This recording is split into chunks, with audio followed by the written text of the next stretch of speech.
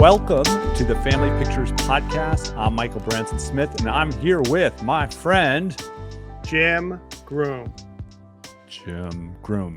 Jim, I haven't done this in a while, and I haven't checked in on you. And I just want to know, Jim, are you having social problems? Yes. Because I want to put it to you straight. Well, I'm not here to get you, but you're doing a podcast now. I'm a lesbo. And this goes on the internet record and it can't be erased. So when we talk about this film, it's important that you keep that in mind, and no middle fingers, in the background. Okay. We got to keep it serious. It's important because we are doing Welcome to the Dollhouse from 1996, written and directed by Todd Solondz, and we apologize if we mispronounce that last name because we suck. You should apologize for the name. Yeah, and this is part 3. Is it part 3? Well, this is episode 35 of the podcast, which is very exciting, and this is part 3 of indie families, I believe, and we are sticking to the 90s. And this is kind of a darling of the 1996 Sundance Film Festival.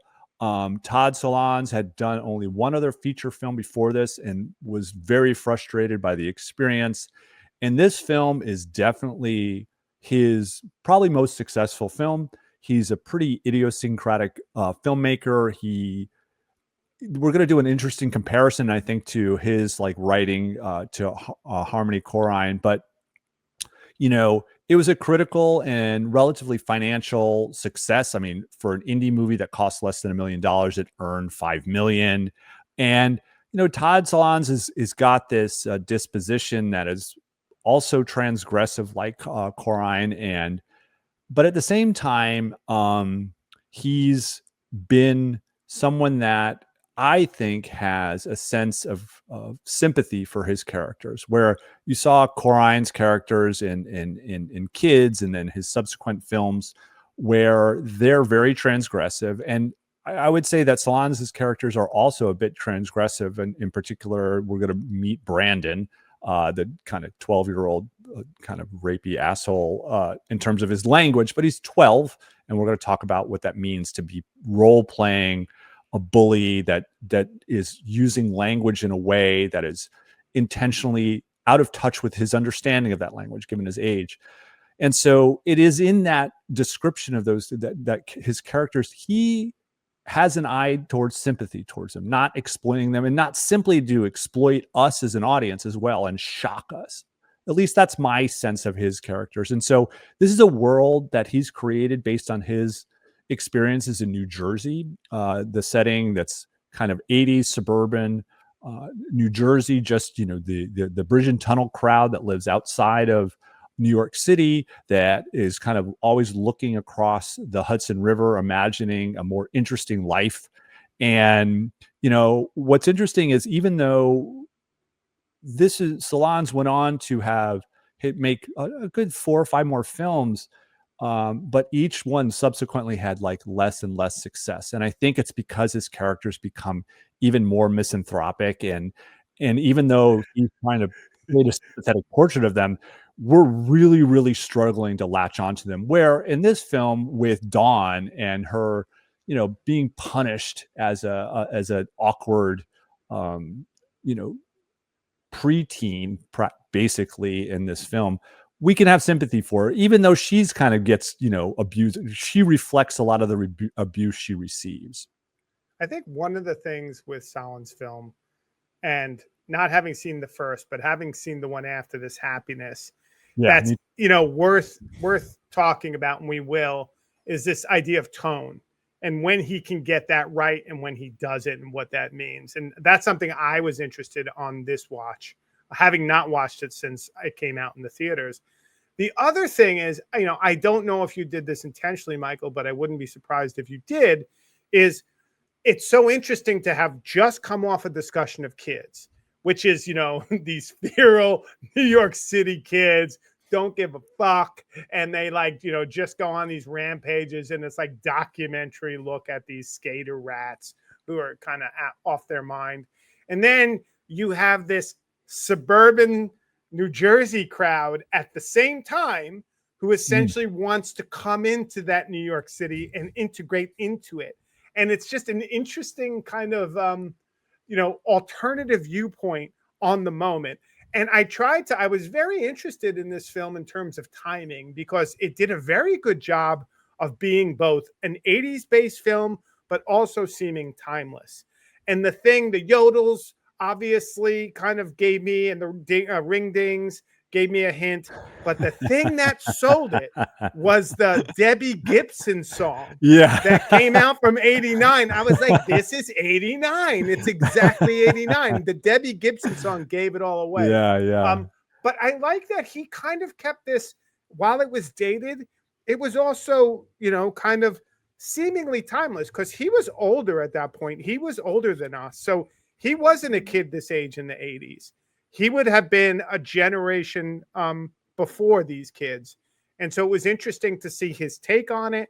But also, like you said, he does a lot of interesting things in this film with language and how kids use language, abuse language, and what language means. And I think it's a very different reality for the adults than it is for these kids. And one of the things I really liked on this watch, because I said this before the show and I'll say it now, when I first saw this show, I was like, the movie, I was like, this movie sucks, right? I didn't like care about it. I thought it was kind of like beneath me. Like I was kind of that guy in 95. I'll be the first to admit it. But I think one of the things, and I have to, I owe this all to my ghost watcher. So here's my method. Who's your ghost watcher? Is this like your little Casper, like who's trying to help you make sense of how the world's supposed to really work? It's not even AI. It's how your emotions are supposed to really work. Maybe that's it. It's my ghost watcher is the person who watches the film for me and then tells me what to talk about. So like, listen, I mean, hold on. I know I don't want to kill this podcast. Is there someone else I should be doing this podcast with? I don't want to kill this podcast, but I'm going to be clear here. Antonella and I get on the couch last night and we put on Welcome to the Dollhouse, and I'm getting up at 5 a.m. These have been crazy days. And so I've, you know, watched the first 30 minutes. I fall asleep. Antonella watches the rest of it. We get up in the morning. She tells me everything. And then I go and watch it again. So it's like interesting because I'm almost filtering my viewpoint through Antonella. And I said, Antonella, you should really do this episode. It's not exactly that I haven't watched a film and I don't have ideas on it. But one of the things, because she had a hard time in particular with Solondz with Happiness and didn't like how, you know, kind of intense that movie was and how controversial, not because she couldn't handle that, because she thought it was overdone. But she, to your point, and having watched it after we talked this morning, to my point now too, is there is a lot of sympathy for these kids. But more than that, it's as if it's one of the few films, and it's not done, you know, overtly, I think, so that you know it's the case. It's like a John Carpenter where you're seeing the world through Dawn's eyes. But essentially, you're seeing the world through Dawn's eyes. It's not adult eyes. You know what I mean? It's not an adult telling a story about a 12-year-old. It's as if that world is unfolding of the film as if you were a 12-year-old watching it. And there's something really powerful and well done. And it's a hard thing to do well and to sustain. And I think that's what I missed on the first watching.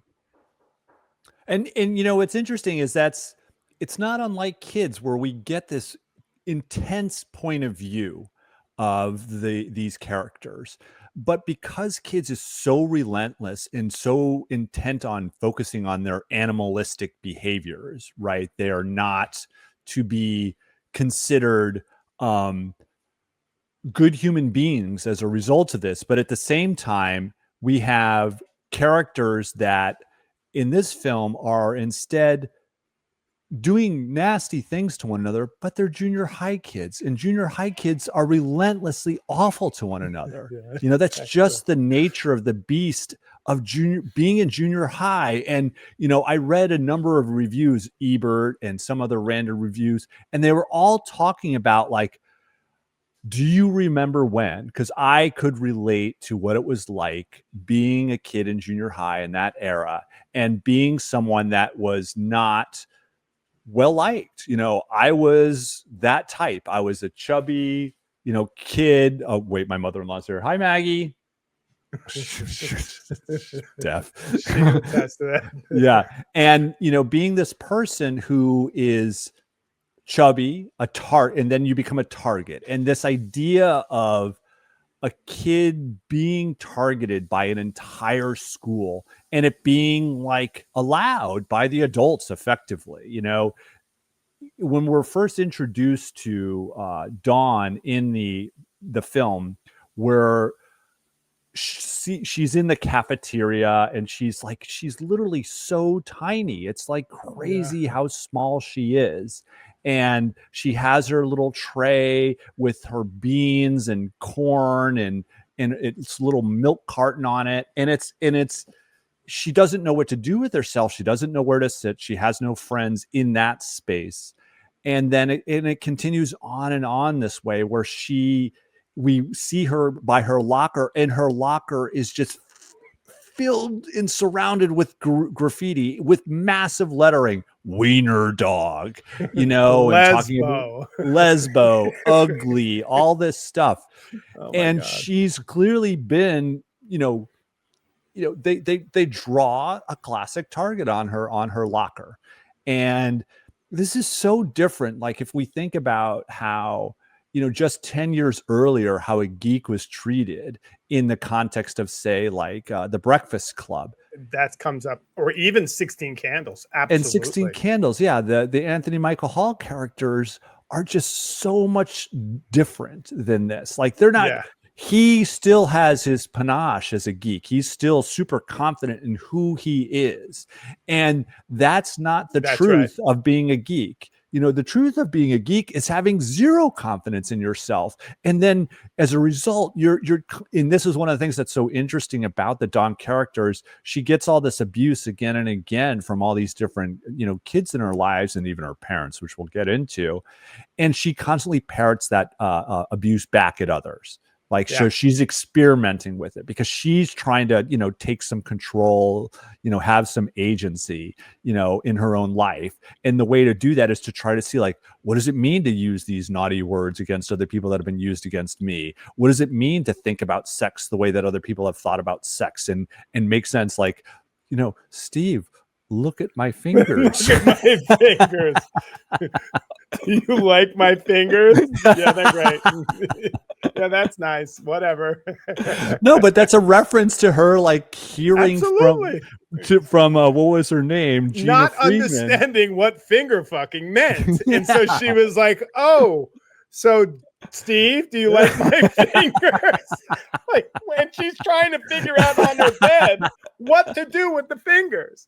Which I think goes to your point of like, these kids are not they're speaking above their full comprehension. Yeah.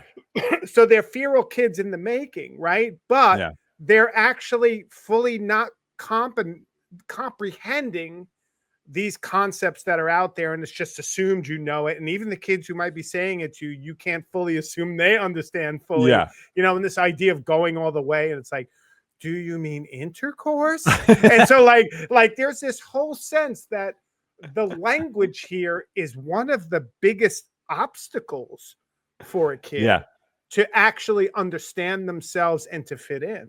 Mm-hmm. And like you said, she uses the language that gets used against her by her abusers against her younger sister or her brother or whoever as a means to say, not only will I fit in, but like you said, to try it on.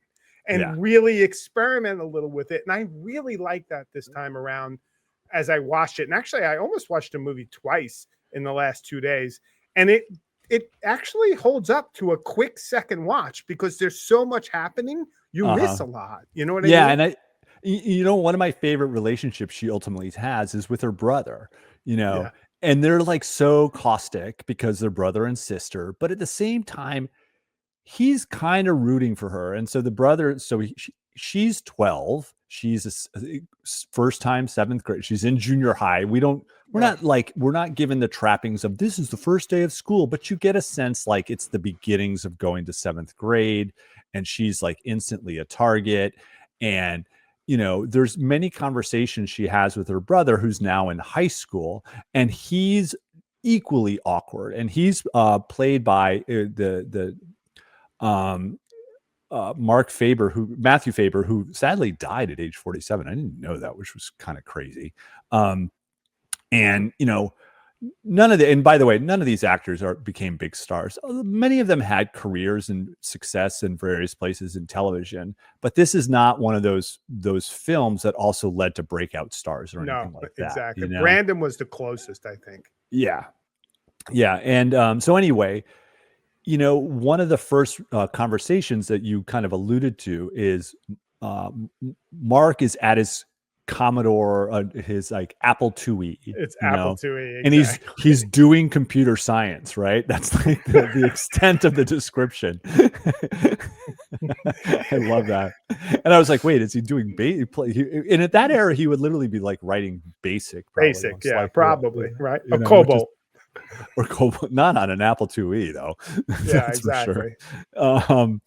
And they're having this conversation about Steve, because Mark is interesting because he's just a couple years older, and you get a sense that he must have been the target when he was in 7th grade, because he's so awkward, but he's starting to gain a little bit of agency over his awkwardness.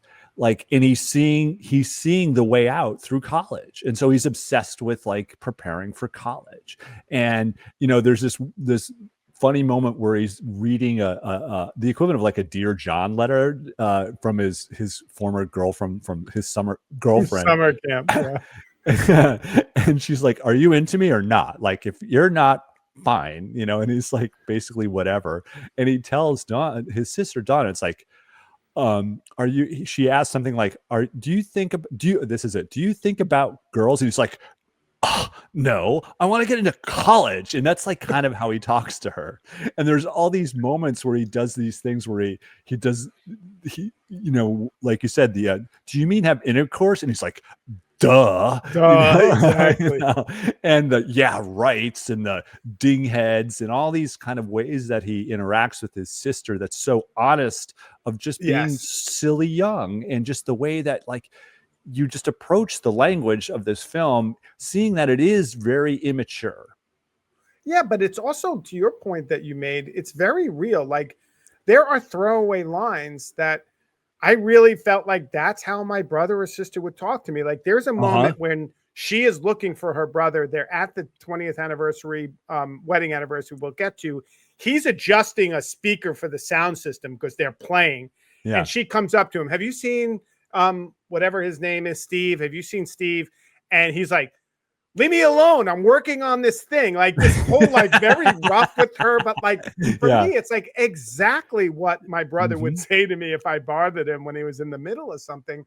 And you really got that sense that there was a certain amount of real talk, even if they didn't understand fully what they were always saying.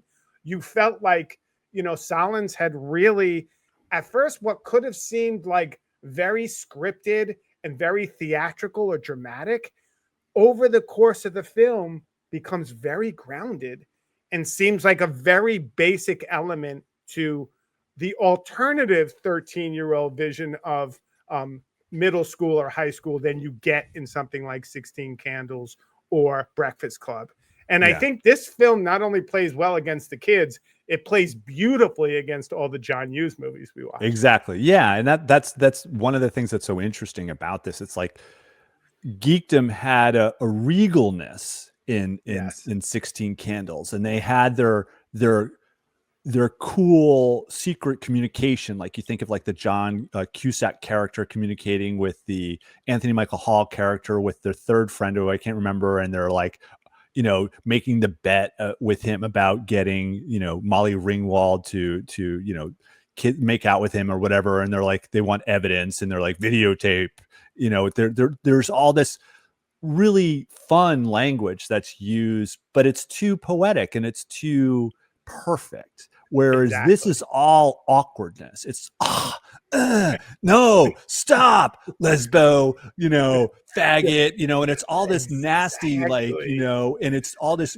it's like, I'm gonna rape you as a way of like asking out a date, and we're gonna get to Brandon in a minute. And so that is what's so wonderful to me about this film, is about, like, it is so honest, but it's not trying to be as disgusting and just kind of in your face and shocking like Kids was, in the way that Coraline was. Not to say that that wasn't honest at the time, but they had no sympathy for them. We talked about how the familial structure that we learned about that really existed in the kids' lives through the documentary was ignored. The honesty of their relationships and how they cared for one another was ignored, and that would have made them sympathetic if we had been allowed to know that. Yes, and there are these moments, there's Mark and Dawn's relationship is so important. There's this final towards, it's not wrong to jump to the very end, because this is just one of the quotes. Dawn is like trying to make sense of all, she's dealing with, throughout this film and just in her life in general as, a 12-year-old. And she's like, Mark, is 8th grade better than 7th? And Mark's like, not really. And he's like, high school's a little better because you're closer to college. And then he says the real honest thing. They'll because he knows this happens to him still now in high school. They'll call you names, but not as much to your face. Right. And so that's the uptick in maturity that exists in high school. They still think you suck, but at least they don't like finger point you all the time, Exactly. You're a dog face or a lesbo in their mind, but they don't sing it to you at the lunch table. or chant it during assembly. Wiener dog, wiener dog, the way that, and then the adults are just like barely able to control this, as it is like junior high kids are impossible to control, and it's one of the things I'm on that point on the junior high kids are uncontrollable. I wonder that because my kids all went through junior high in Italy and there was not that same sense. Yeah. Whereas in America, it's like the hormones, it seems like this natural thing that is just how it is. But in Italy, it was like pretty easy. Are they isolated in Italy? Like, are their grades like in a separate school, or are they connected to like the grade school or there's grade school, and then they go to middle school and they go to high school. Okay, so it is separated still. They're dealt with differently. Like they stay in the same class for 3 years, and maybe there's a little more isolation. There may be elements, but like you would think, based on how we've always talked about middle school in America, like it was a kind of time of life issue. It was a hormonal issue. It was an issue of change. And I can't say I saw that here, which is interesting, right? Yeah. I mean, maybe it's to your parent, to who you and Antonella are as parents as well. Like, it's hard to say, this is a time. I can take this as like, I'm such a good parent. Yeah, you take that one. Take the W on that one for sure. I don't think it's true, but I'll do the victory lap. I mean, I don't know for sure, but if anything, I think that's part of the mythos in America about growing up, because there is a mythos and it is cultural.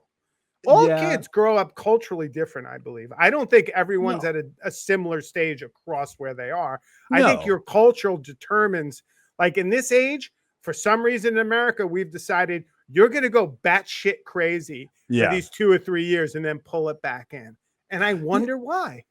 Well, I mean, I can only look at it through the lens of film, and I think of like 400 Blows and, those kids, and they're on the cusp of becoming junior high kids. Basically, they look like they're about the age of 11, 12, and they're starting to become assholes in that film. A lot of them, the way that they take the kids' goggles and then they just smash him because he's the geek. He's the one who's like the teacher's pet. And so they're relentless with him.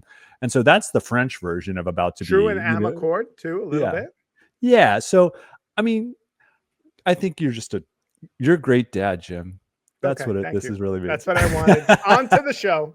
On to the show. And so, I think it's interesting to kind of introduce Steve, because Steve is this character who's who's like an older high school student. He's like probably a junior or senior. And somehow Mark has ingratiated himself with Steve, because this is again where Mark is kind of, he's got a little bit of agency with his awkwardness. He has his own garage band called the Quadratics with his two geeky friends.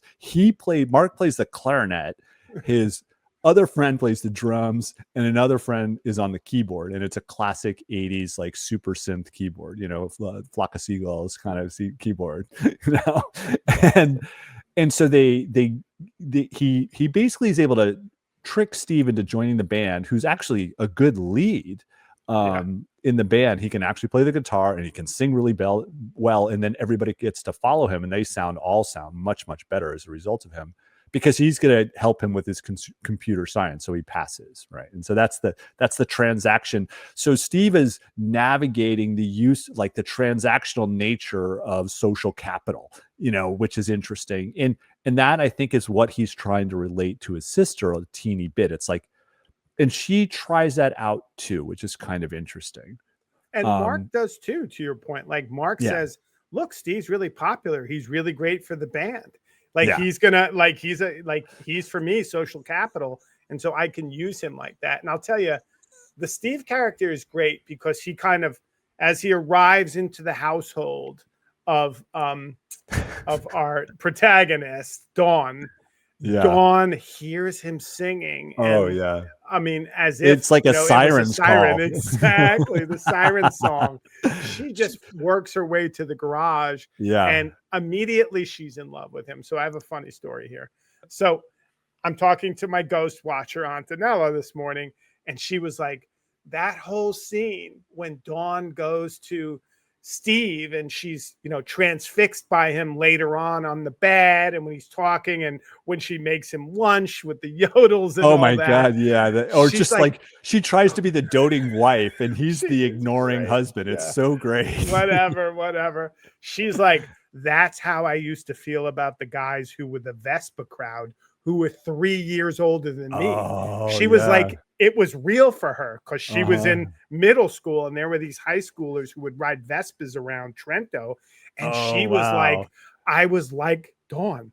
I was like drawn to them like flies to the fire. And I thought that was so great. So she really she was hesitant about this film, but she locked in and really enjoyed the character of Dawn. Yeah, I mean, all of that piece. You've spoken about how Antonella generally does not like high school aged films, but this one, with Steve in particular, it made me. It's funny because it made me think of Bender in a certain way. So to go back again to 16 Candles, because he appears to also have like a Rolodex of girlfriends, but he's also, he's got his own awkwardness because, he knows he doesn't have a lot of capital in life beyond, his shot at, being a rock and roller. And I'm going to go to New York, fuck college, blah, blah, blah. And you're like, wow, okay, this is a Bender style life, right? And he's not going to have a charmed Molly Ringwald to scoop him up and give him a diamond earring. He's going to be probably maybe a dropout from school. We don't know. We don't get that kind of resolution of any of the characters in a Solondz film. That doesn't happen here. There is no, there's no tying bows around anything and, let's pair up because we would make good boyfriends and girlfriends. This is all more like to the end, like, it's tough to make sense of how to relate to other human beings. And that's one of my things, that it's like, this is what it's like to be a human being that doesn't know how to make sense of social interaction. You're just constantly parroting and trying on these different ideas of how to relate to other people and navigate that. And that's where Dawn as a character is, from my perspective, ultimately really heroic. Like, she's trying to put herself out there again and again, and which we should lead to the next kind of important boy in her life, which is Brandon. And Brandon is a really rough and tumbly character. Yeah. He has like an open sore on his, temple. On his temple. And it's just so weird. And they intentionally made it look so, but he's just a harrowing force from the beginning of the film. Yeah. He essentially is assaulting some kid at his locker, which Dawn, to her credit, tries to intervene and say, "What are you doing? Stop." And they just let loose on her and then punch him. And then he tries to cheat with Dawn, cheat on Dawn's test, basically stealing her answers is what I'm trying to say. Dawn raises her hand, and basically they both get detention. I know, and this is Dawn. It's like the not understanding, like, you don't tell on other teenagers or kids. Like she's just too earnest. She doesn't get like the nature of social dynamics at all. But keep going about Brandon. So yeah, they both get in trouble, and so now he's going to be in detention with her. And then throughout detention, he's looking at her and he's mouthing, which I'm saying, if you're listening, fuck you, but he's mouthing it and just over and over and over again. And so, the things that he says, like to the kid at the locker, he says, "You're a faggot." And then he says, "Fuck you." He mouths "fuck you" to Dawn. And then what you get is the cut from school to home. And what happens, and Brandon's obviously not in the home, but he's brought to the home by Dawn, who tries out these things on poor little Molly, who Missy.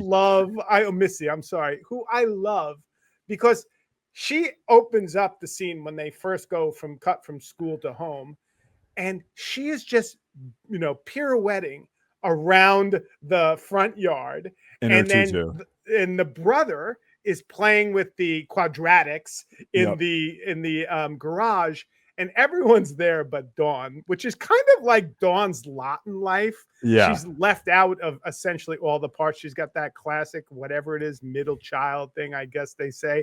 But regardless, like, there is this sense that, all of the characters that come into Dawn's life at school find their way into the house. And it goes to another thing that you've said again and again. It's just like how important that institution of school proves to be when we're talking about family and early life and development of kids. And you've said this again and again, like, these public servants make a gigantic impact on kids and our lives and our development.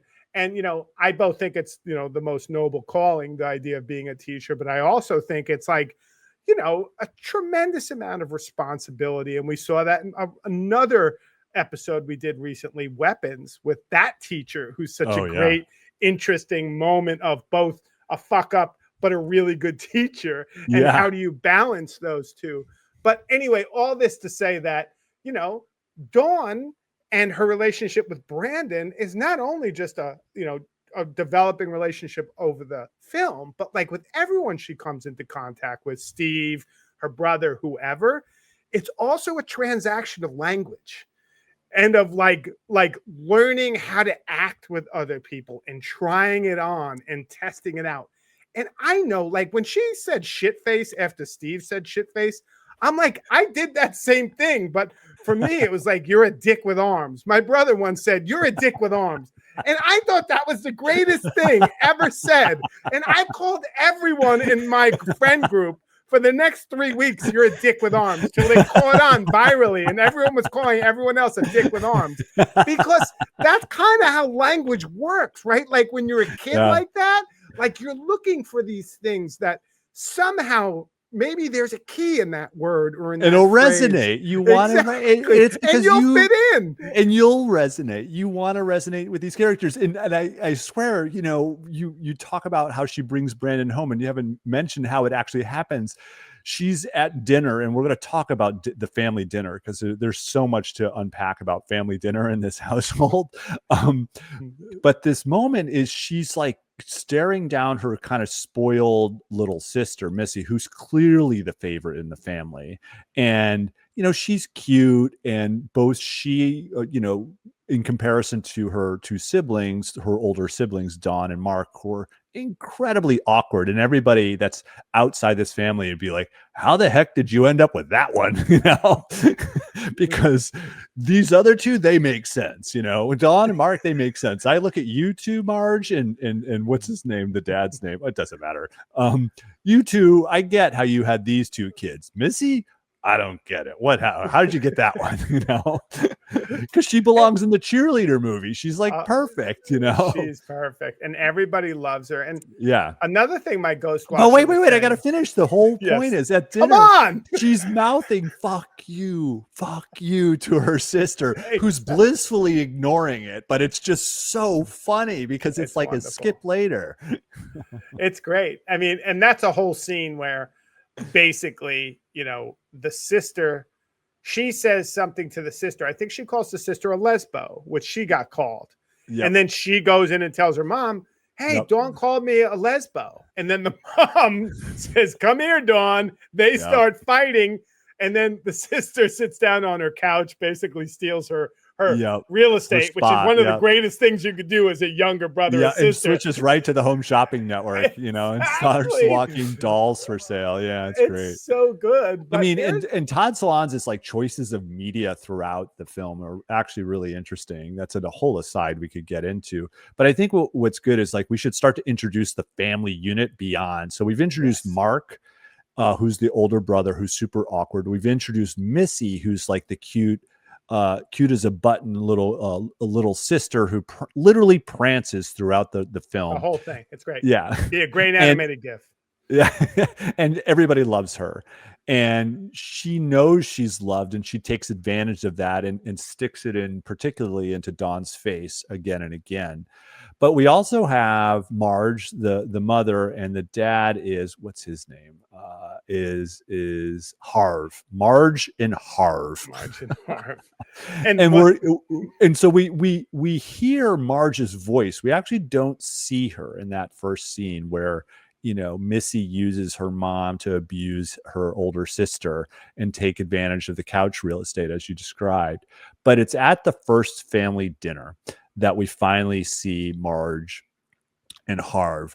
And we get the classic, 50s style open seat at the head of the table, which is facing the father across the head of the table. And then we're flanked on either side by mother aligning herself with cute little sister on the left and awkward brother and sister on the right. And that's the portrait we're given. We're given that classic, perspective, that TV perspective of a wholesome family. But then you notice what they're eating. And what are they? Do you remember what they were eating? Because I love this. It's mac and cheese and like stewed peas, like sewer peas, from the can, and then frozen fish sticks. And there's another thing in the sound design, which I am so keyed into because I have that syndrome when I hear people chewing and stuff like that. I start to lose my shit. I have an inappropriate response to it, and I get like Mark and be like, stop, completely inappropriately. There's a lot of chewing sounds in this, like in the soundtrack. He does this also with Steve and Dawn when Steve is eating the fish sticks and is sitting and she's trying to dote on him and just fantasize what it would be like to be married to him.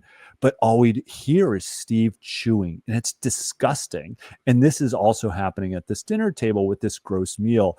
But I also just love the portrait of Marge. Marge is wearing this like leisure fuchsia sweatsuit top. And Harv is literally the portrait of middle management from working in New York. He's got like the short sleeved, shirt, collared shirt with his tie, and he's even got a pen in his pocket, but it's like, without the pocket protector. That's a bridge too far. We're in New Jersey, man. We got to be a little bit cool here. Exactly. And the family table reminds me, and so does the family makeup, almost one for one of Some Kind of Wonderful. So they have that moment at the table, and then they also have, and I was thinking, it was like older geeky brother, middle geeky sister who wants to fit in but can't, and then young, kind of smart, still geeky in Some Kind of Wonderful, but different sister in Welcome to the Dollhouse. So there's like a mapping of directly onto that John Hughes that's so family. true. Yeah, it was interesting, right? Like it was like one to one. So I don't know. Again, he's probably. I mean, the roles they play are very different in the storytelling, but yeah, you're Absolutely. right. The structure is very similar. But this one focuses on the middle child, right? And that kind of is what 16 Candles deals with. So it's not like Hughes hasn't dealt with that. Anyway, all that to say, the similarities and the kind of tropes he's pulling in here, but then subverting, is really kind of impressive. Yeah. And so what's so great about it is like, so we're introduced to this family and we immediately see the two dynamics where we learn more about Mark's effort to like fashion his life, his life about getting out of this life. Like he's like, this situation, I want to get the fuck out of this situation. Right. And it's he doesn't really put down his family, but he's not excited about it, but he's trying to talk up to his own parents. Like, hey, I got Steve in the band and it's going to be like, we're going to get to go to parties and stuff. And that's going to be important on my college application. Right. But at the same time, we have Missy kind of, poking at her sister and the way that Marge takes Missy's side. And what's so interesting about the Marge mother character and the way that she takes Missy's side, and it culminates with like her telling Dawn, tell your sister you love her or you can't leave the table. And then it cuts to, it's like 10 o'clock at night and she's alone at the table. And Marge finally says, go to bed. But the idea is that it's almost as if Missy in Marge is in a second marriage, and like the first two kids, like Mark and Dawn are from another marriage, like they're kids from another father. And it's like, no, now I have this new husband and we made this perfect child, Missy, and I want to forget about these two kids from my other marriage. That's the way she treats them. She so dislikes them. Yeah, it does seem, I mean, it's a little over the top, obviously, with her favoritism towards Missy. But the other thing about Missy, and this is, again, something Antonella said, and I liked it, was, Missy is also like a sympathetic character. She's just going around doing her thing. And the things she says to Dawn aren't necessarily wrong or mean. She's just a different personality. Yet, because Dawn is jealous and insecure and a middle-ager and a middle schooler and trying to navigate that relationship with the parent and everyone else, it comes across as those two being kind of at odds. But, Missy isn't actually, I don't think she's poking to the degree that you might suggest. I think she's just being that's probably true. Yeah. Younger kid. You know what I mean? Yeah. She knows she has an angle in this family that's upward compared to, or she has her arrow is pointing upward, right? She's the baby. Yeah. But that dynamic plays out again and again, and I think it's great. And there's the second dinner is equally interesting because basically, what's the crux of the second dinner that's interesting? The cake. The cake, right? And so, there's their 20. The Marge down the dollhouse, like right. That's the line. The clubhouse, the clubhouse. Right. So they're going to have this 20th anniversary party in the backyard, and Dawn has this kind of awkward structure of a clubhouse in the backyard that she put together with her friend Ralphie, and it's called the Special People's Club. The Special Persons Club. So Special Persons Club. Oh, and she's basically like, Dawn, would you mind if we tore it down? Which is like so rough. It's not, there is no like, hey, maybe we could put it to the side and we'll put it back together. There's just like, it doesn't deserve to be there. You're too old to be in a clubhouse anymore. And then she's like, she holds the line and says, no, it's my clubhouse. And so what does she do as a mom is she comes out with dessert, and it's so ruthless. Like, she gives a piece of cake to Mark. She gives a piece of cake to Missy. And then she goes to give a piece of cake to Dawn and then pulls it back. Yeah. and then splits it amongst her two siblings. And then immediately asks her two siblings, and because of me giving you this extra cake, you're going to tear down Dawn's clubhouse, aren't you? Exactly. Yeah. You're going to help me this weekend tear down the clubhouse.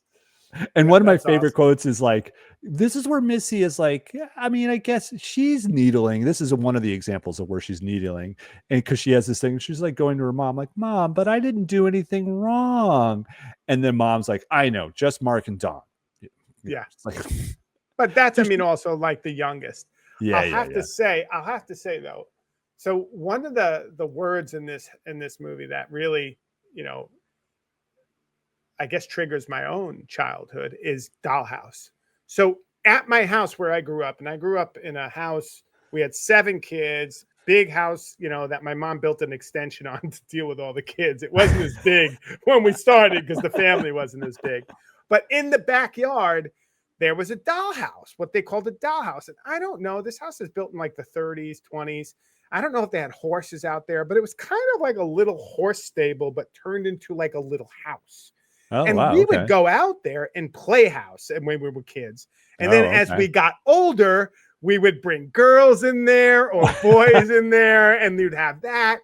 We would like build structures within it that would then break, and like we would get like stitches and shit because we had kind of built on top of it. We built a ramp, a skateboard ramp, a half pipe, where you would skate off the roof of the dollhouse into the half pipe. And so it was awesome. But anyway, one story I have is this is also very good parenting, Jim. Like, think about all this my stuff that mom your parents and dad like, were out to lunch. They were like, nervous whatever. breakdown. Does that come up? Yeah, that was that. Yeah. That was what my family was. Yeah, well, that comes up, because someone does have a nervous. The dad has a nervous breakdown later. I understand. Don't get me wrong. I'm sympathetic. So anyway, we had a club. This club, it was a dollhouse, but it was also a famous spot where we would have neighborhood clubs. So there was one kid in the neighborhood who was stealing from us, and stealing because we'd always have like a little bag and it had like quarters in it. And that's what we were going to go up to Howie's up the street and buy candy. So it was like $1.50 or $2 in quarters or something, right? A lot for us. Right. And there was a kid who was stealing from it, and we knew it. So me and this other kid, Kevin White, we got a mouse trap and we put it inside this little bag where we had the quarters, and we put it on one of the counters in the dollhouse. And so we go and we leave, and we know the other one who we think was stealing. We're like, yep, they're going to come. Anyway, we come, we see the mouse trap is on. It's done. We don't know if it got him or not, if he just touched it. But then Ricky, who is the kid who was stealing from us, Ricky comes to us. And he comes to us and he's got a big bandage around his finger. And we're like, yeah, we got you. It was so satisfying. Oh, that's so cartoonish. That's so awesome. It was great. So anyway, that's what I think about when I think about the dollhouse. Yeah. I mean, and so, this home life is there's nothing overly wrong with it. I mean, the mom's pretty nasty in some ways, and the dad is not stepping in at all. And but at the same time, like, they're generally cared for. Mark's allowed to be Mark. He's got his Apple IIe. He's computer sciencing away, and Dawn is in the tougher spot because she shares the bedroom with her little sister, and clearly, like, her little sister gets to dominate that space and create whatever it is. But there's another set of adults that are kind of interesting to kind of present too here, right? Because there's the teacher and the principal, so we have Mrs. Grissom, who gave out the detention to Dawn for just calling out, someone that Brandon was trying to cheat off of her. And in this detention, she has to finally complete the test that she couldn't complete earlier. And she instantly grades it in front of her and gives her a D-. And it's more like these red X's were going to be there no matter what. You get no sense that Mrs. Grissom actually graded this thing. But who knows? And she starts persecuting because Dawn is like freaked out instantly, like, holy crap, I just got a D-. And she's like, wait.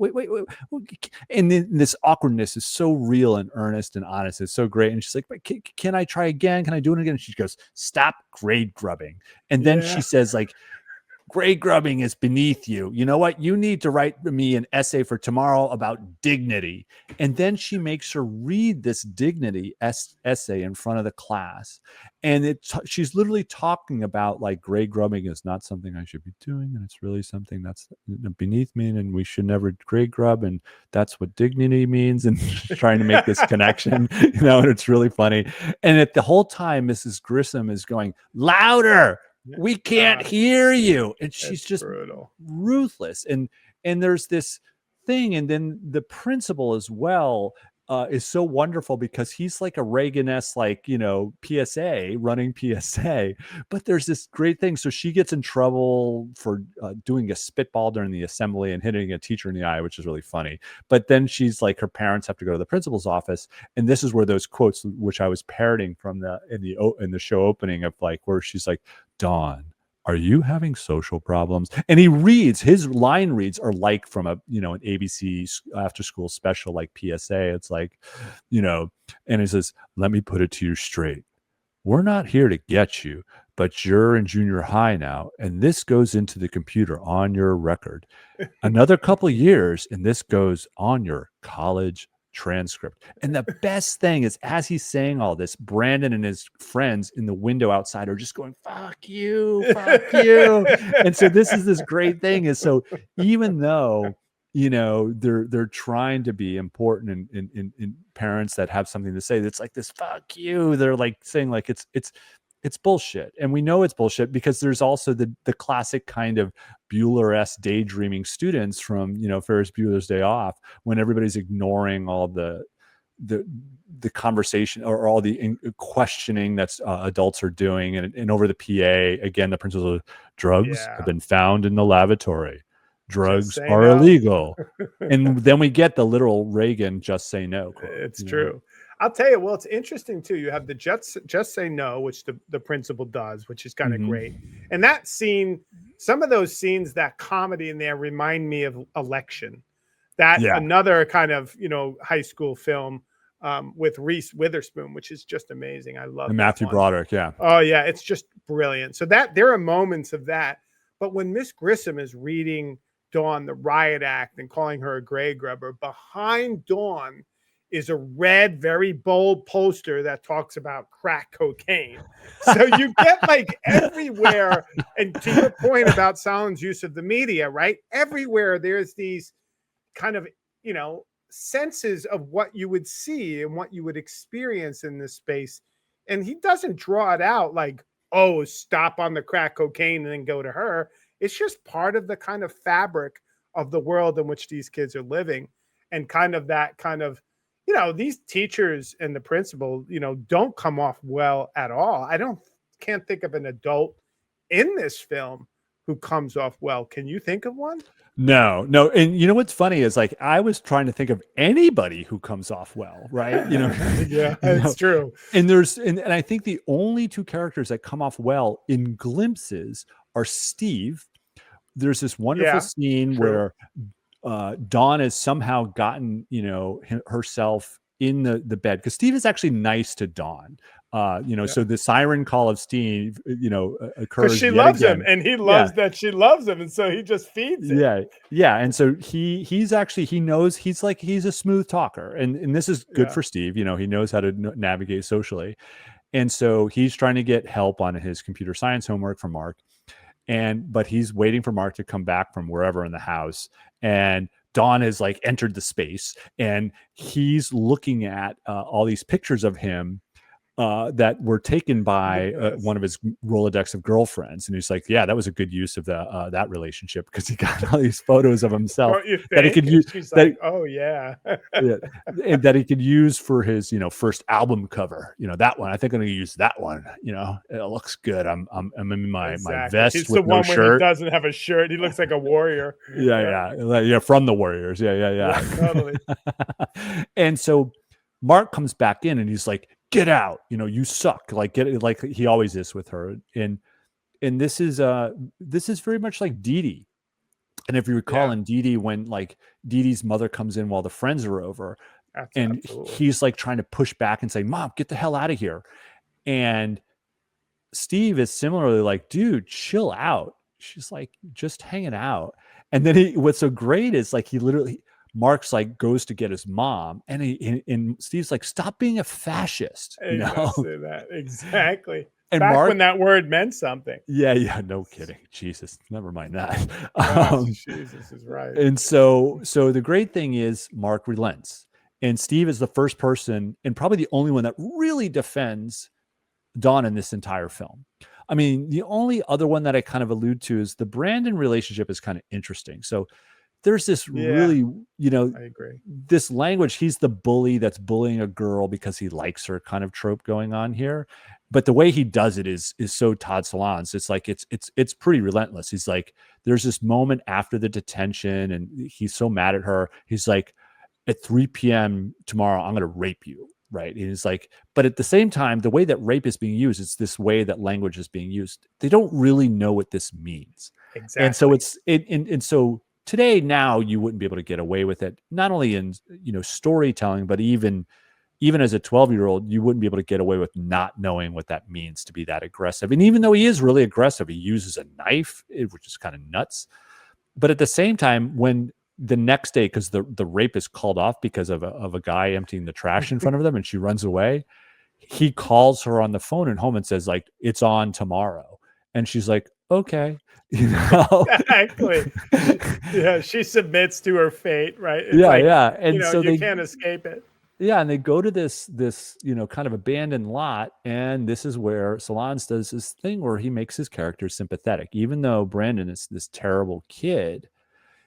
And we learn about why he's so terrible because we actually go to Brandon's house towards the end of the film. He opens up. He talks about, like, I've got a brother who's got an intellectual disability, and she's like, what's that? And it's a real conversation, and she's connecting with him, even though at the same time she's like, do you want me to lay down for you? Exactly. And then she's later on, it's like, so are you still going to rape me? And he's like, no, maybe later. We don't have enough time. Yeah, we don't. Oh, that's it. We don't have enough time. Which I love. It's just don't have enough time. She's like, I don't have to be anywhere. I got till 4:30. And he kisses her, and she allows it. And so it culminates in one of my favorite scenes, which I think you love too, because this is the Debbie Gibson moment. And this is the only other time. So Brandon and Dawn appear to be having like a fledgling relationship, and they're in the dollhouse in the backyard, the special person's house. And it's nighttime, and they're listening to Debbie Gibson. And what's the song? And it's so funny. It's so good. It's Eyes. It's like something like Only Have Eyes for You. Yeah, it's just something super like charming, and they're relating, and she talks about I can't remember what it is, but he basically defends her. It's like, oh, they're such assholes. Like, he's like, now he's not defending her against someone in person, but at least it's he sympathizes with her, right? And it's like lost in your eyes. So Brandon has some empathy for Dawn. So there's at least one person defending him, and then another one who actually has some empathy for her. And then finally Mark does too, a teeny bit at the very end. But the idea is like, so he's this other character who Brandon's relationship with Dawn is so interesting because he seems like the classic bully, but he's not so terrible. And it's not as performative. It is performative as a 12-year-old, but not performative and like trying to poke you, other than I'm just trying to understand how I fit in too. Yeah. And there's this really wonderful scene where we see Brandon isn't invited to some popular girl's party, and he thinks like, wait a minute, I thought I was popular. Why in the world would I not be invited? And so he goes up to this girl, her name is Cookie, and he gives her this napkin wrapped cookie as a present to try to get ingratiated with her so he can go to the party. And she just is like, you didn't even have to pay for that. That's from the cafeteria. But in Brandon's mind, he did not eat his dessert. Like, this is something he probably actually enjoys. The one thing he enjoys in that entire school is the dessert he gets out of that cafeteria food. And you get that sense from him. And so he's just as awkward as everybody else. And then we finally are introduced to his home life when, later on, after screwing up the wonderful moment with Debbie Gibson, she's like, I can't be your girlfriend, Brandon, because I'm in love with Steve. And then Brandon's like, fuck you, and like pushes her down on the ground as a result. Yeah. But she later wants to tell him, like, I actually like you. And she makes the effort to go to his house, and we meet his father. And his brother. Yeah. And his brother. And what give us a sense of that situation. Well, the brother comes in, like, obviously the brother is, mentally handicapped, and comes to the door, and you know, it's interesting because the way in which the word retard has been thrown around this movie, even that takes on a different meaning when you know that Brandon's brother, right, has Down syndrome. So you kind of see that the brother offers the sandwich, and then the dad comes. Who is it? And the dad is in like the classic wife beater, dirty, asks if she's pregnant, and that's why she wants to see Brandon. Is she knocked up? What did he do? Knock you up or something? And once he knows that that's not the case, she learns that she has an hour before they all move. They're all leaving. And, you know, there's that kind of your moment, and you see the house. It's this dilapidated, old kind of farmhouse that's not taken care of. The paint is peeling. It's a pretty, literally pretty abject scenario for Brandon, and that becomes clear. Yeah, and one of my there's like the her mouthing "fuck you" to her little sister Missy was one of my laugh out moments in this film. My other laugh out loud moment was when Brandon is like, basically she admits, it's like, I want to be your girlfriend, and Brandon's like, shut up, no, well then come with me, I'm running away. And she's like, I can't. And he's like, then you suck. But then he goes in, then she goes in to kiss him, and he pushes her off, and he's like, get off of me. And then he pulls her right back in, and he says, I'm the one who makes the first move. Yeah, exactly. That was great. Just like, and that's like a media performance. I love that. It's like he must have seen this in some film, you know?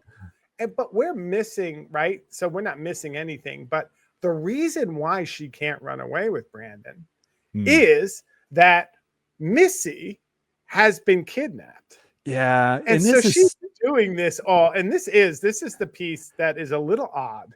It's odd. And it's kind of like it's kind of like a comedy movie where the first 2/3 is like, let's just be silly and do skits and be funny. And that's what this film is. It's like, for the first 2/3 of the film, it's just like, let's just let 12-year-olds and high school kids be awkward as they are, and have fucked up familial dynamics. But it feels like it has to have an ending, and the ending is like Missy gets kidnapped, and in the way that the final family dinner is like this scene where Marge answers the phone like it's been a day and she's literally missing, and she picks up the phone. And Dawn is responsible for the kidnapping. Oh yeah, right. Because she didn't give her a note, because she didn't. Yeah, it's stupid. I mean, it is a little bit. It's totally stupid. It's totally forced, and it's Todd kind of falling down and trying to make some sort of weird commentary on like the media's obsession. This is at my reading of it, on like pretty little girls that get kidnapped and die or go missing, like, and it precedes the John Bonet Ramsey infamous story of the the 6-year-old like debutante, like literally debutante 6 years old, that's murdered in her own house in 96. But I kind of don't care about that ending because it's just so odd. I mean, it's almost lampoonish because Dawn ends up going to Times Square, and she has this cartoonish amount of like, flyers that she's putting up, and she ends up spending the night on the street in Times Square in that time period would have been abysmal. It's just really odd. But this is my reading on it. So here we have this kind of tacked on narrative that's trying to be funny. So the scene you were talking about, they're at the dinner table. The mother answers the phone. She, everyone's, bated breath. Who is it? And they're like, they found it. Or they found it, or whatever. Times Square, she's saying. You learn that what they found in Times Square was supposedly her tutu. And that's a really kind of crazy image when you think about like a 6-year-old girl, sexuality, and all that, and being kidnapped. But it's played with classical ballet music underneath it. It's Swan Lake. Yeah, and so like you have basically this weird moment of tone where the movie doesn't understand its tone with something as dramatic as a kidnapped child who you're suggesting might have been sexually molested or worse. And I think the film kind of implodes on its tone. And I believe that's what happens with Happiness, because Solondz just goes deeper into the darkness with pedophilia and all that, but with none of the comedy or lightness that makes Welcome to the Dollhouse watchable. And Happiness is just darkness unended, and Yeah. it's just nihilistic, if you will. And I think that's a kind of, he doesn't have the balance of elements that Welcome to the Dollhouse is. In fact, the rest of Welcome to the Dollhouse spares him this misstep, if you will. Yeah, and in the kidnapping ultimately is played up as a joke. Like, she's kidnapped by a neighbor, and Missy basically got to eat candy and McDonald's the whole time, and she had a great time, and which is so nuts. And then there's even like that there's a joke where Dawn doesn't go to school. This precedes where she ends up going to Brandon's house. Dawn tells her brother, this is one of my other favorite Mark Dawn interactions. She says, I didn't go to school today because mom said it's like she's afraid I'd be kidnapped too. And Mark's like, yeah, right. Like, but, I mean, who would kidnap you? Exactly. And two things, because I know we're running short on time. Two things is, Antonella was truly struck, and I'm obviously my ghost watcher who I talk with extensively about this. And she was like, I didn't understand like those tones where everybody just acted like kidnapping wasn't a big deal and everything was fine. No, she, like you were saying with that whole, they had McDonald's, he filmed her dancing around his basement, no big deal. And it's just kind of like, what? And then the final thing is, apart from this whole kidnapping, incident, there's the final scene where Dawn gets on a bus, and they're all on a bus, and they're going, assumingly, to a game, and they're singing the Ben Franklin Junior High anthem. Yeah. And, Dawn's kind of seemingly in tune and on board and kind of already 8th grade looks better. Like, I don't know what to make about that. Like, is that a sign that she's fit in, or is that a sign that we're all just grist for the mill? Or has she found her people by joining the Hummingbirds and singing along? And I don't know. I mean, I think, like I said, like I think it definitely falls flat at the very end, but it's done so much wonderful, awkward poetry before that it's worth it. And I think in particular, because of, the performance by like Heather Matarazzo as Dawn, which we barely even talk about as a performance. She's remarkable. She's incredibly young. And that's the other thing ultimately about this film is like, these are all age appropriate people. Like, there's no 25-year-old playing someone who's 16.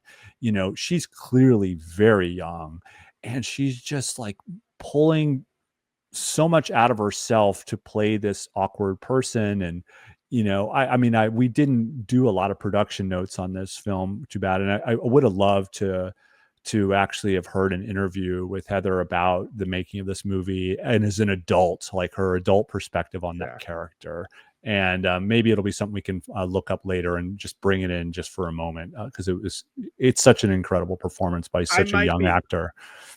I agree. And I might be terribly wrong here, but to Solondz's credit, he's not going to probably have the Larry Clark effect, 30 years later about Larry, what have you done to us? Yeah, this is true. Like, I mean, and to finish on Solondz, and like, so he critically has very little success after this film. But the funny thing is, he revisits this character in this 2016 film, which I have not watched and I might watch, called Wiener Dog. And Greta Gerwig plays the Dawn character in her 30s. So despite like the audience is turning against Solondz, there was something clear about the creative community, because this film is stocked with famous people, like Danny DeVito's in it, a bunch of others. I'm just blanking off the top of my head. It's just like, clearly the creative community still connects with him and his writing and the characters he's creating. That, I mean, it's not surprising. Actors love to portray these transgressive characters because they're against their human nature, and to think out that character is a lot of, I can imagine, is very interesting exercise. So, but to have the juice to still get these incredibly big people in the industry to follow you is, I guess, still speaks something to Todd's like voice ultimately, even though he had his own awkward interactions with his audiences, like in Happiness and a couple other films. there's something there for people to grab onto if you can get through some of the kind of really misogynistic or misanthropic kind of behaviors. Misanthropic, I think, is the right. It's Yeah. happiness. I just came away from that, and I was like, that's why I was also like, welcome to the Dollhouse again. But you're right, it's a different kind of film in from his later stuff, and I wonder if that's because he hadn't been through the process or he hadn't really sharpened his knife yet. But I think a little bit less of the misanthropic and a little bit more of the exploratory teenager worked really well. And welcome to the Dollhouse. All right. Well, thanks everybody. Thank you. Bye-bye. Bye-bye.